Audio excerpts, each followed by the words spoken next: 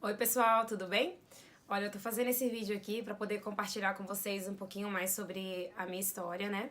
E eu acredito que muitas pessoas poderão se conectar com o que eu passei também, né? Então eu gostaria de compartilhar com vocês, se você também estiver na mesma situação, eu acredito que vai poder ajudar muito. Então, assim, igual a gente comentou no primeiro vídeo, né? Graças a Deus, eu e o Diego, nós conseguimos chegar, né, alcançar uma vida que a gente sempre sonhou. E, assim, hoje em dia a gente tem a liberdade, a gente tem, pode trabalhar naquilo que a gente gosta, não tem mais tanta aquela pressão, aquele de chefe e também de um trabalho muito desgastante, né? E a gente sabe que é possível você conseguir alcançar isso daqui no Japão. Então, a gente gostaria de compartilhar a nossa visão, gostaria de compartilhar as nossas experiências, porque a gente sabe que dá para poder ajudar muitas pessoas.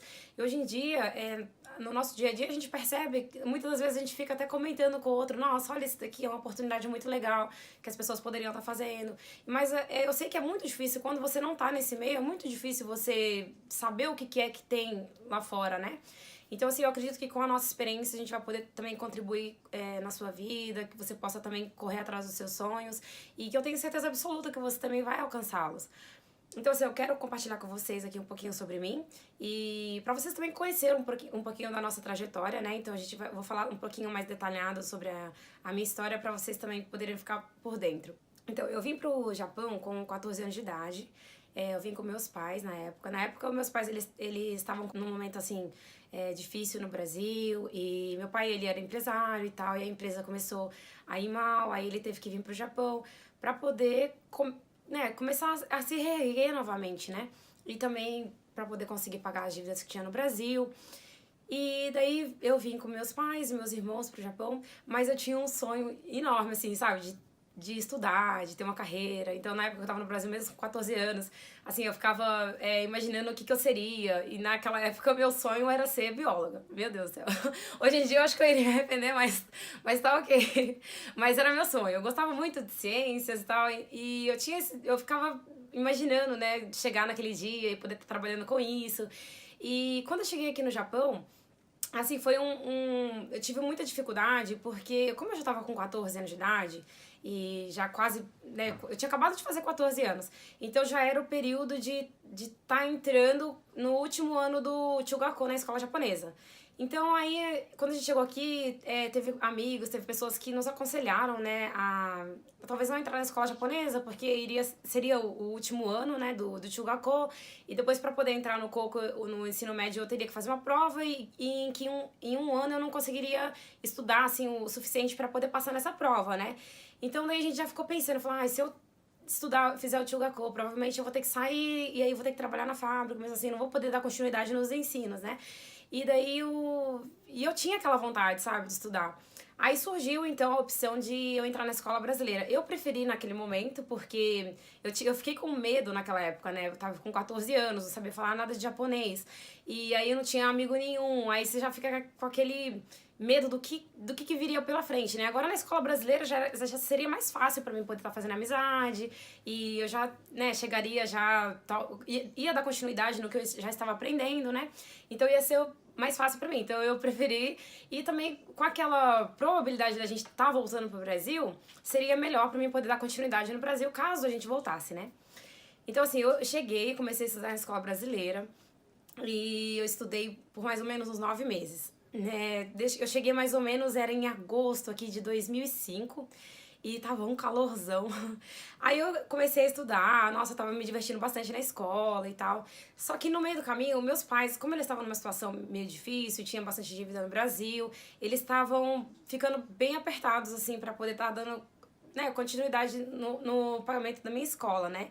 E a gente sabe, todo mundo sabe que fica um pouquinho pesado e tal. E naquela época, como eles tinham que estar pagando as dívidas, também as passagens pra gente poder vir pro Japão. Então foi ficando bem apertado pra eles naquela época. Aí, eu lembro, nossa, foi um dia muito doloroso pra mim. Já fazia mais ou menos uns 9 meses que eu tava estudando. E aí a diretora da escola, ela veio, me chamou numa salinha.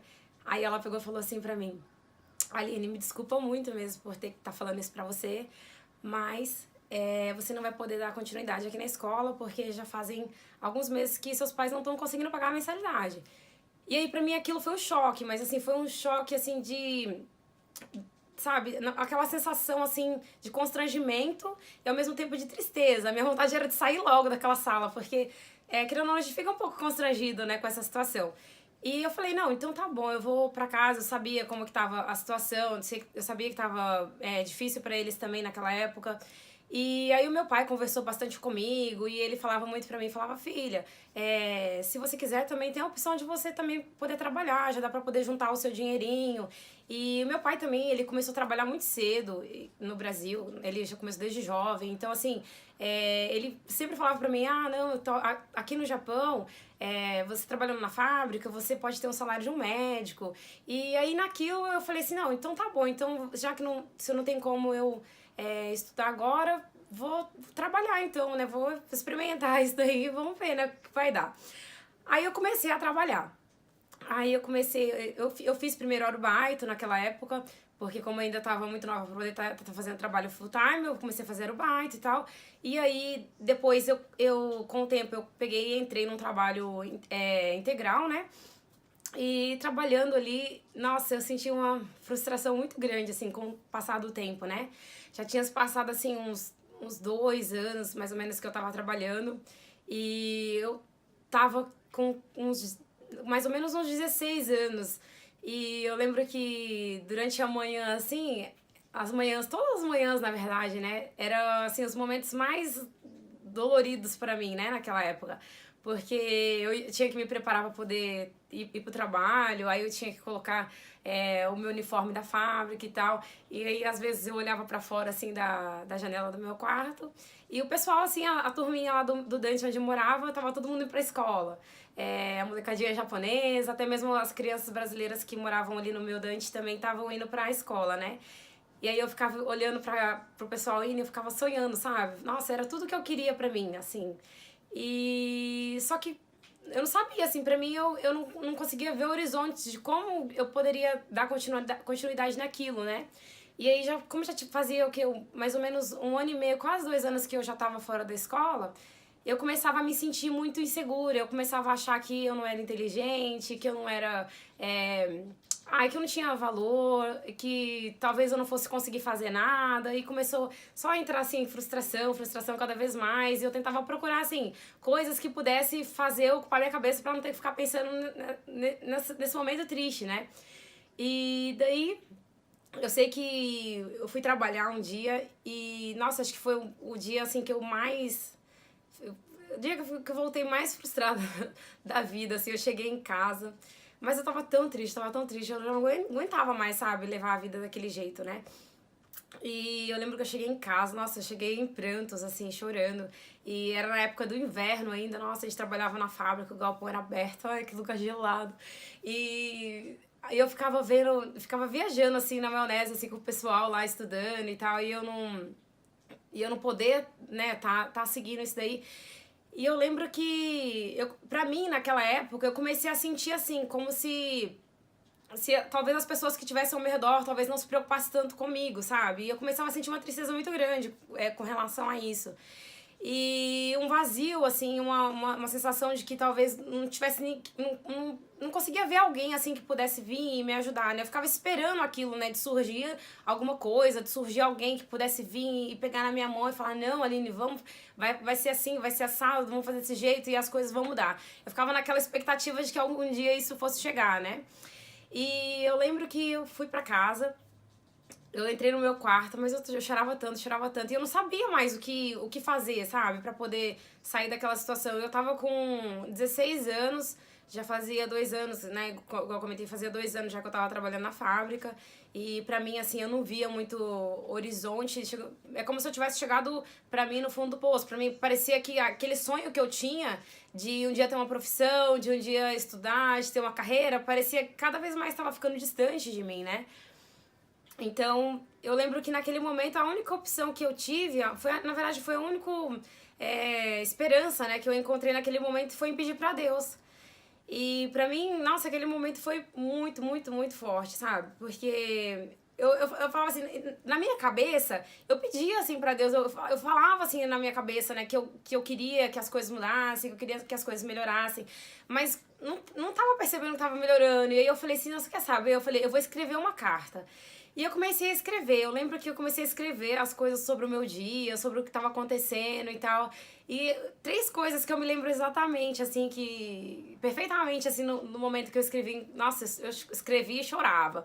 E aí eu falava pra Deus, eu falava, Senhor, por favor, muda a minha vida. Eu escrevia na carta, né? Eu gostaria muito de poder encontrar alguém, pessoas que me amassem de verdade, encontrar amigos de verdade, poder ter uma vida feliz, né? E eu escrevi naquela carta, depois que eu escrevi aquilo, eu desabafei através daquela carta, eu guardei ela no meu guarda-roupa e fiquei deitada na minha cama, mas eu senti um alívio muito grande depois que eu desabafei, né? Que eu escrevi a carta, tudo. E parece que depois daquele dia, assim, veio um estralo, assim, na minha vida, que eu senti uma sensação, assim, de que eu não poderia mais ficar esperando nada de ninguém, sabe? Eu não poderia mais esperar alguém vir e pegar na minha mão e falar, Aline, vamos. E eu comecei a perceber que provavelmente não iria vir alguém, assim, uma pessoa que iria vir e ia me ajudar. Querendo ou não, no ambiente onde eu vivia, só tinha pessoas que estavam vivendo a mesma situação que eu estava vivendo. Então era muito difícil aparecer alguém que pudesse me mostrar algum caminho diferente, né? Eu acredito que seja a situação de muitas pessoas. Às vezes você não consegue encontrar alguém ali que possa te mostrar um caminho melhor, né? Então eu comecei a perceber naquele momento que não dava pra mim poder esperar por ninguém, né? E foi aí então que eu comecei a pensar em várias coisas. Eu falei, gente, eu tenho que fazer alguma coisa, tenho que fazer alguma coisa. E naquela época eu comecei a atormentar minha mãe. Eu falei, mãe, eu não aguento mais. Eu falei, eu não vou mais trabalhar na fábrica. E se eu não me engano, na época eu tinha até parado de ir. Eu falei, eu não consigo mais ficar trabalhando desse jeito. Eu falei, por favor, deixa eu voltar pro Brasil. Eu fiquei atormentando a minha mãe um monte pra ela deixar eu voltar pro Brasil e morar com a minha avó, pra deixar eu ficar lá estudando, porque do jeito que eu tava, eu sabia que eu não ia chegar, assim, não ia mudar muita coisa, ia ser muito difícil pra poder mudar alguma coisa na minha vida, né?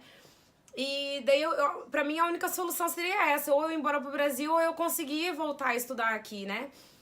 E daí, de tanto eu ficar atormentando a minha mãe, ela até falou, não, filha, então vamos planejar então pra no ano que vem você voltar a estudar. E aí eu ficava naquele medo, né? Porque já tinha ficado já quase 2 anos sem estudar, eu já ia entrar na sala estando atrasada. Nossa, tipo, foi um conflito, assim, mas eu tava super feliz.